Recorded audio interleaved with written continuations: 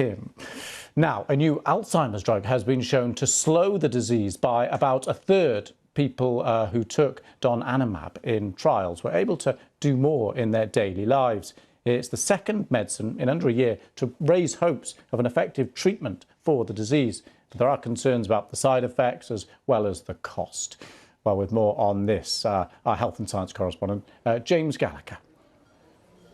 OK, so when we think about Alzheimer's disease, you have to think of this as being a disease that we just haven't been able to treat. There are no treatments that change the course of this disease. So you get headlines like this: Alzheimer's drug slows the disease by a third. And that becomes a really significant moment in the course of the disease. Now, this isn't a drug that's going to stop Alzheimer's disease or reverse the damage that's already been done.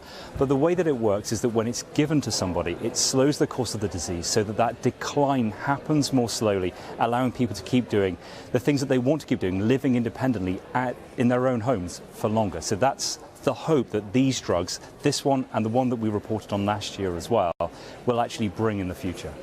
And so just talk us through, you mentioned it there, but just how does it work?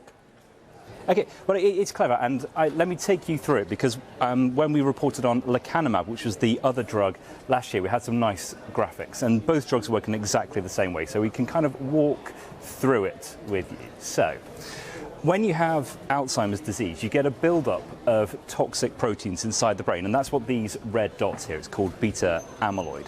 Now, the two drugs, the one this year and last year, the way that they work is they're an antibody, and you give that into the body, and what it does is it goes into the brain and it starts sticking to this beta amyloid, the toxic protein that builds up inside the brain. And this is a massive signal to the immune system. It tells the immune system, find it and clear it out. So the point is that at the end you end up with a brain that has far less of this amyloid inside it, and that's how these therapies are working.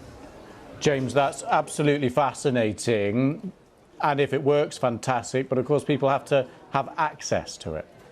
Yeah, there are two massive problems here. So the first one is going to be the cost. So we know how much this drug, lecanemab, the one from last year, is about $25,000 per person per year. We don't know how much donanemab, the one that's been reported more recently, is going to cost, but these are going to be expensive drugs, and that immediately rules it out for huge numbers of people all around the world.